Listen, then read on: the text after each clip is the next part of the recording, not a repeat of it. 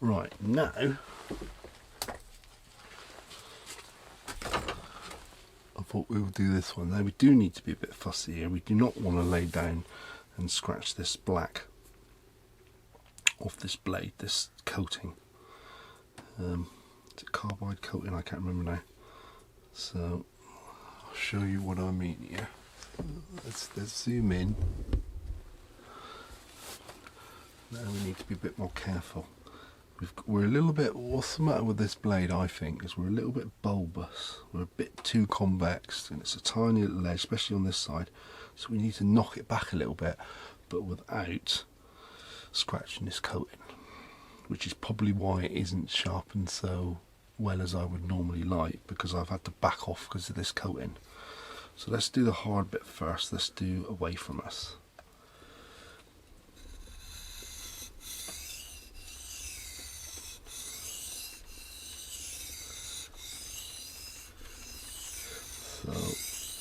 So I won't do the tip. I'll just treat it a bit more like if I was you. You would need to look more often if you're not sure where you are. Right. I'm going to have to do it this way because I can't see what I'm trying to tell you now. Don't know if you can see this, but I've hit right in the middle now. I'm probably the same angle as I sharpened it, and the edge is still polished. Can you see the edge? I haven't gone up to the edge, I've gone back. I'll just go up to here now and see if I do the same thing. So I won't be on the edge.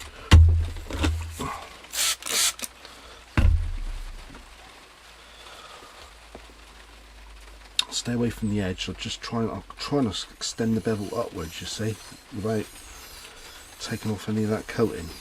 Well, or to take off the coating, but in a neat way. This is why this is tricky. You see, is that the coating there? Might well be. Yes, it is.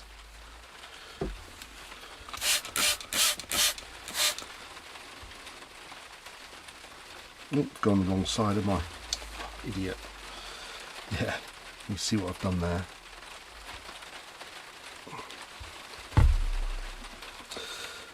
Right, try again.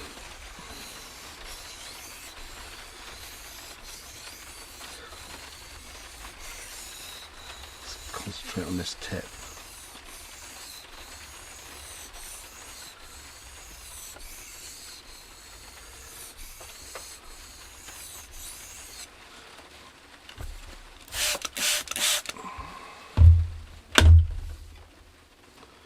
Yeah, I've just removed a little bit of the black. That's what I needed to do, to be honest with you. A little bit of the coating, can you see? Just there and back. We're talking about a mil. So I need to come down here and do the same sort of thing. But I've got to remove it, but I need to remove it in a way that doesn't scratch back onto this. See why I hate coated knives. It's different when you can set up a machine so that you know you're clear, but when you're hand convexing, really, the coatings are a nightmare. I never buy knives with coatings generally,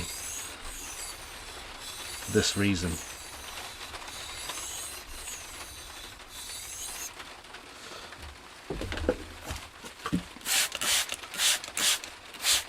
Yeah, done all right there. I've gone back a little bit.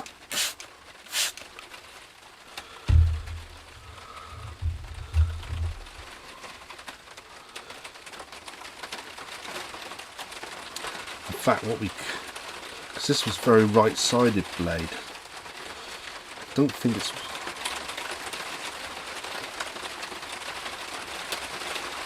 going to be right-sided anyway, so bugger it, I'll just do the same. Well, I'll keep trying to go back. Go right up to the... Oh, it's raining now, I'll just carry on, I won't talk.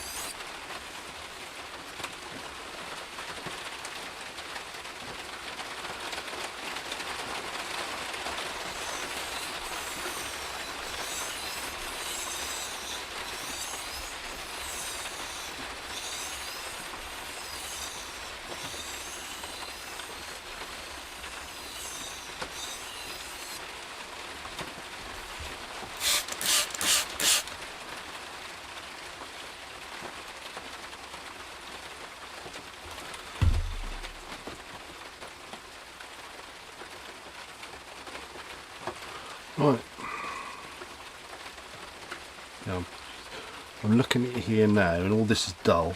There's a tiny bit of the edge there that's shining back at me. I haven't touched that yet, so I need to go a little bit steeper down there. I'm alright up here. I have moved the bevel back a little bit. It was a little bit faceted there. It still is a tiny bit. That could probably do with a little bit on the tip. It's just a little bit flat and then convex. So I need to do lots of light little strokes, like this varying little angle now, to integrate it in.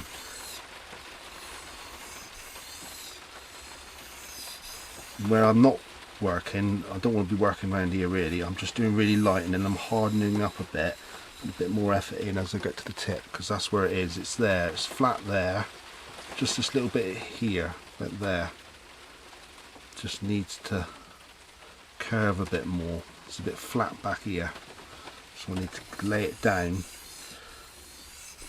varying angles, and integrate it in. Just lots of little strokes at varying angles.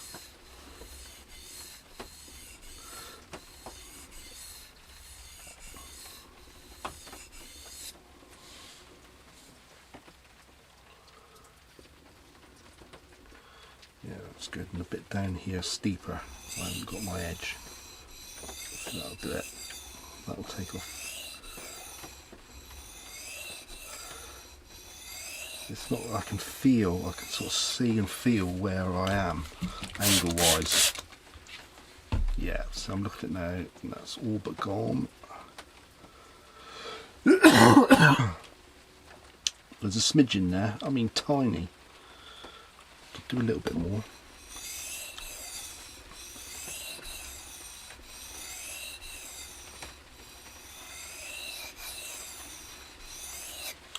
That'll do. Right, so we've done that side. Now we're going to go over to do here. We've got a little imperfection in the knife there. Can you see what skips over there? That dip down, that's not me. That is a tiny little indent just here where my finger is, and the stone's skipping over the top of it. So if it looks a weird shape, oh, if you can see it. Oh, this damn camera's. Can I press this camera to focus? No. But anyway, that's regardless. So that's the same sort of thing. You need to go back slightly. Well, actually, we can steepen our bevel, so we can start nearly at the edge, and then just keep working back.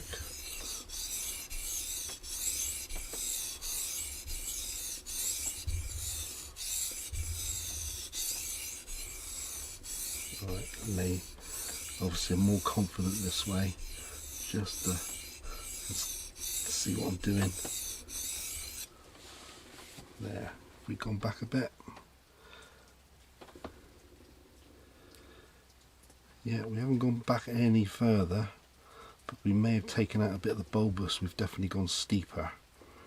So I'm going to have to lay back a little bit further, especially a bit there.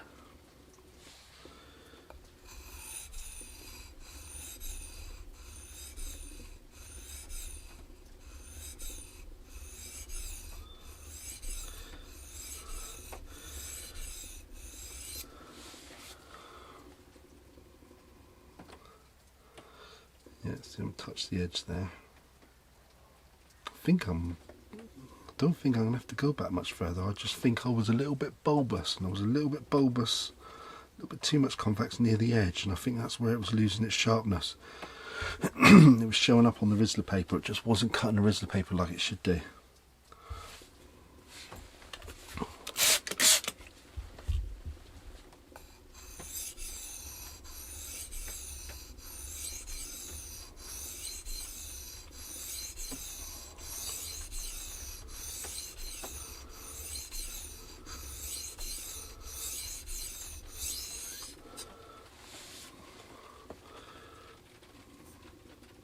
Can you see? I don't know if you can see. Can you see that shining at you down there? It's not. I haven't hit that part. I've gone back and over the top of it. I've gone right up to here.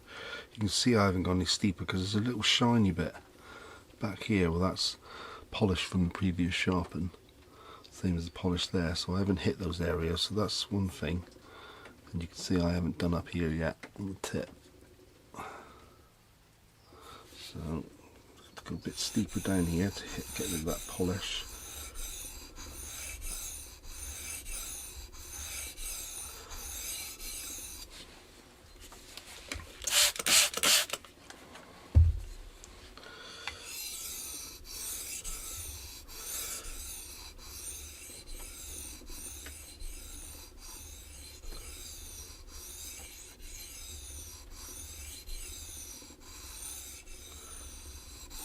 Right, now we'll go steep, gentler, just to get our alignment. Make sure that we've gone,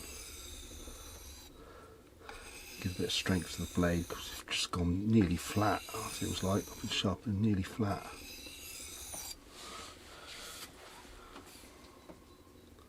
Yeah, I think that's enough.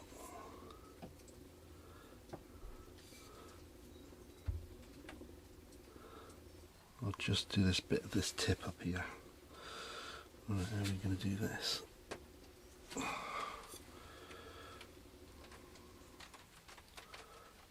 Yeah, that's good enough. Right.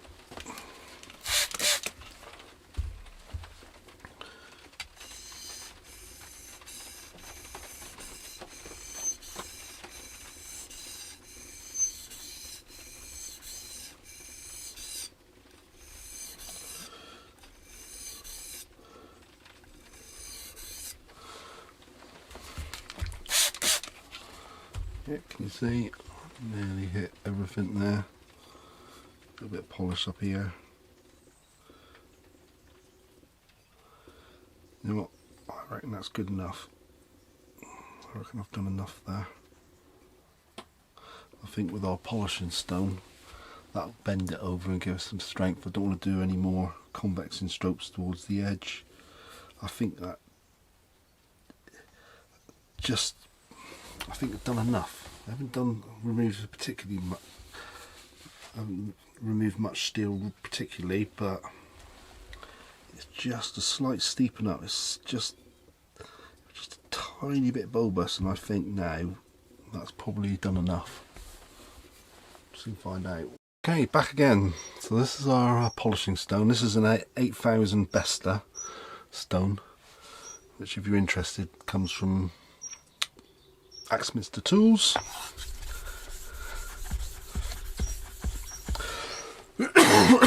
Excuse me. Right, unfortunately I can't find Mandagara stone, so I'm going to have to use this old combination Kingstone. This is the 6000 polishing side, that was the 1000 side. Do a bit on our dress our stone a little bit, because we've got a couple of lumps here. Saves any big particles coming loose and scratching your knife or anything. So yeah, doesn't quite work quite as well as my little Nagara stone, but God knows where it's gone. I've got two of them, they've both gone missing.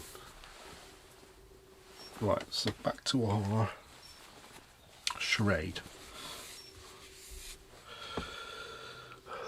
So let's start on put the glasses on first. Start on our 1000 side.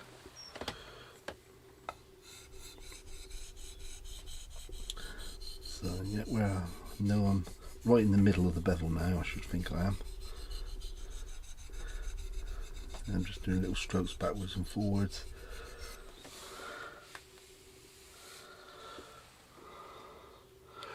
You can barely see it. I'll just keep doing it. Well, I can do it like this. It's easier to do it on the back stroke, definitely polishing. Now I'm right up to my edge, my corner, I call that. Literally the last bit of the bevel before you get to the edge, before you sort of scrape in. That's why I call it the corner, though it's obviously not a corner.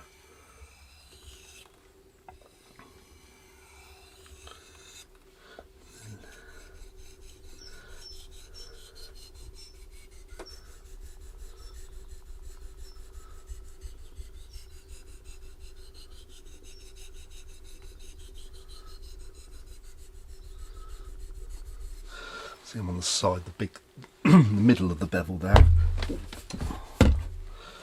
So I'll wipe the knife on a clean rag on my knee.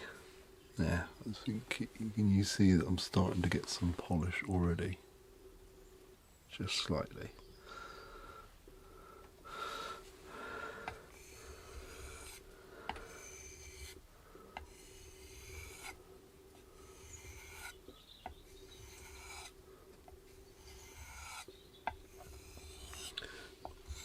And if you miss this stage and go on from the 1000 to the to the stroke, you don't get a polish like this. It's like a dull polish.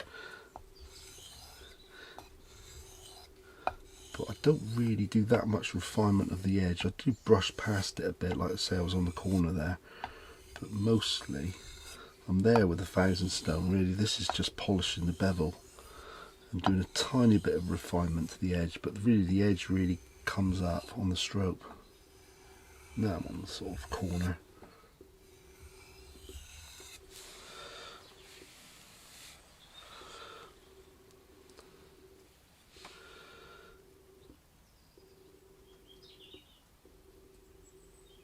Yeah, a bit more.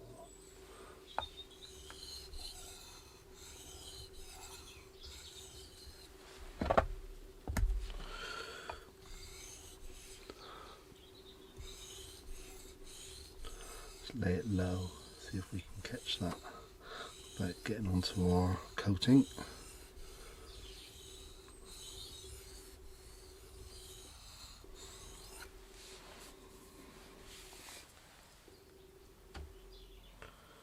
Yeah, a bit more on our tip.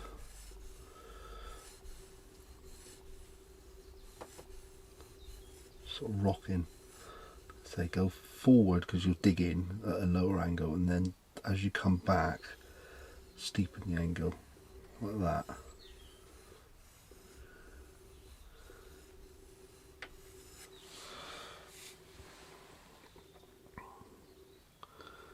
Yep, see, that's good enough. Right, so let's go towards us. Give the stone a little bit of a, yeah, quite got enough water on there really. That'll do.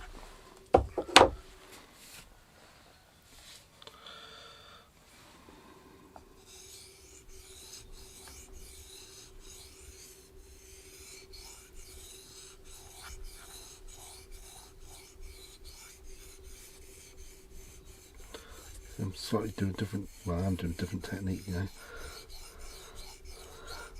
So I've got different confidence levels on sighted and unsighted. This side I'm much more confident.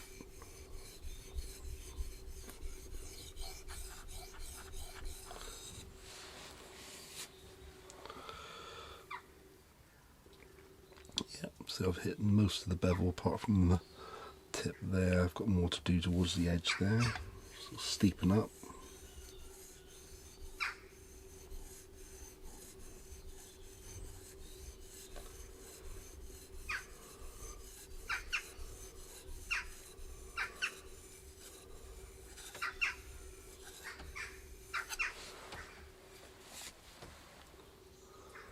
Yeah, see, I've hit that. Just got on my fingers and cheek.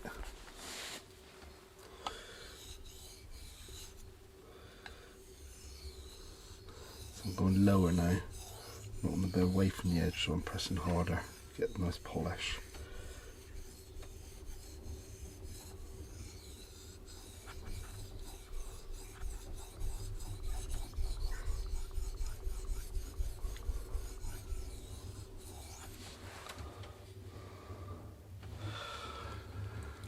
Bit up on the side, take that off.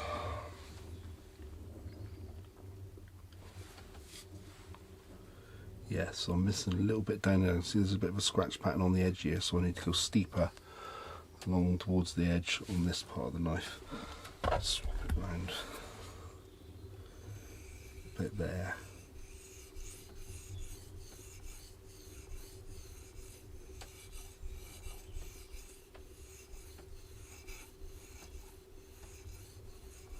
I have to steepen the angle up to reach it there.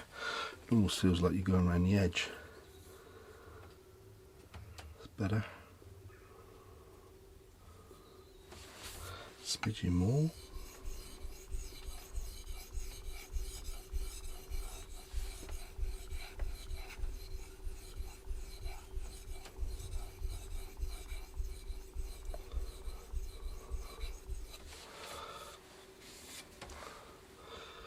And there we go.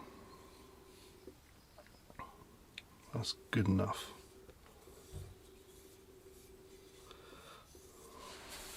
Okay, I thought something different here, and this is my biggest stroke. I haven't done this for a while, but I thought this was a tip for a lot of you that sharpen with rouge.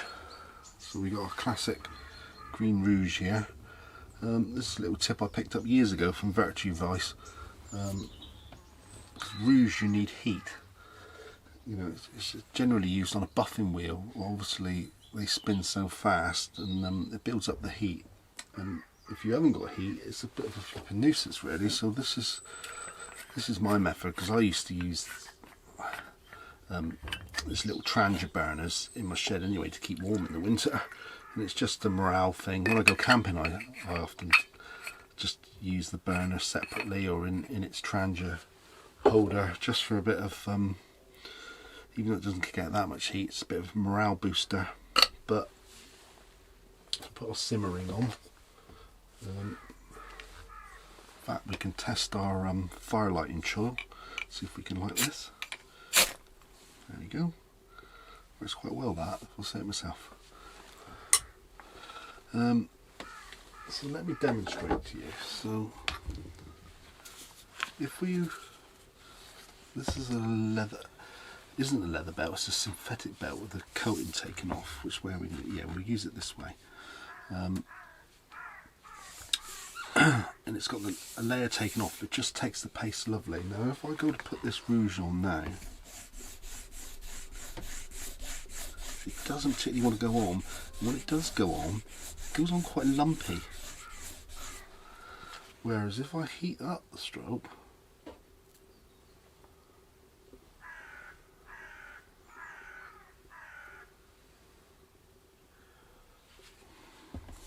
yeah, it goes on much nicer, much thicker. I'll show you how. I know you probably won't use the same sort of strobe. Let's put it over there in the corner, out of the way. I want to show you how I use this strobe. What I've learned, because I used to do this method a lot. So, right, so we're on our side now. And you know that I do edge polishing, so this is my method. So I'm just on the side of the bevel. I just want to get up our polish. And you can see if you're removing steel, because the green rouge, try glasses again, the green rouge goes darker colour, so you know when it's working.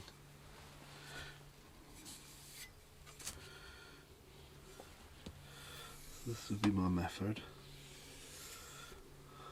Yeah, I can see it's taking out, it's going dark, so it's definitely removing some steel. Again, I'll probably put a bit more rouge on.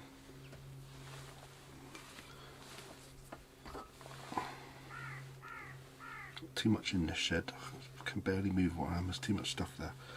Again, put a new layer of rouge on, freshen it up. And I'll do the other way, the backwards now, small bevel. Digging in, that's a bit of the bit of our waterstone coming off. There's a little bit left on the tip. And that I took a chunk out there. No, I think it was, I could see it. I didn't remove it.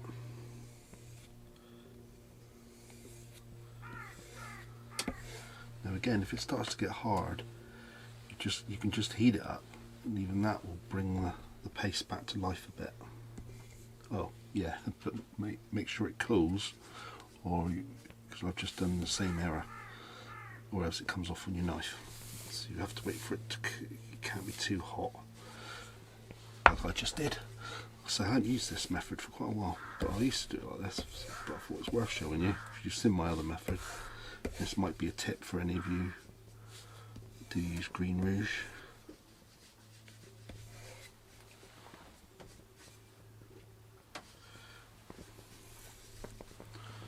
Right.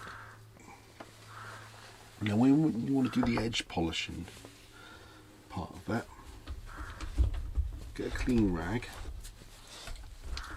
So just about have, heat it up,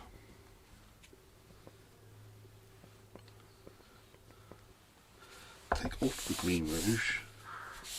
You won't take all of it off, you'll take most of it off and all your steel.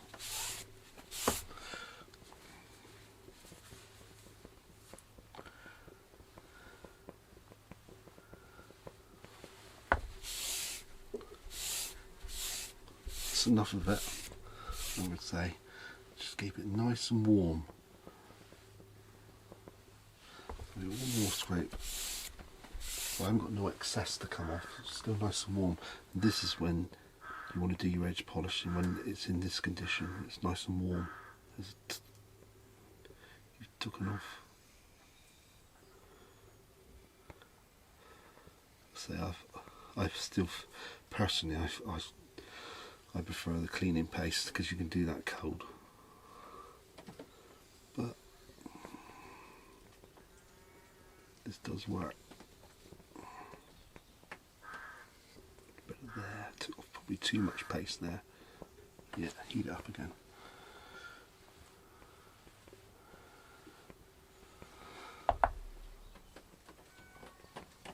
It's like got a really soft, smooth feel when it's perfect for edge polishing when it's warm, and as it cools down it grips too much, it gets a bit rough and hard.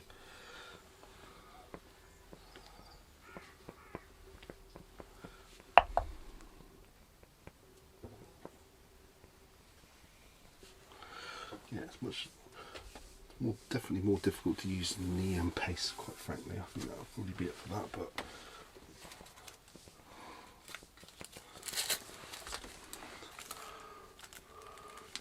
right, so let's have a look.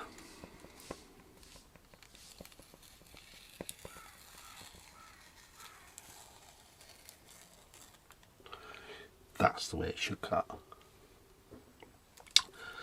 It should be able to go right across the crease and dry as the paper, and come out at the other end and take the whole bling lot off, or at least take it till it's hanging nearly off.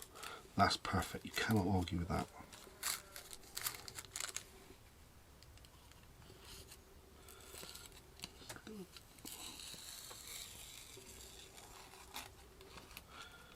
Yeah, see, that's me slagging there.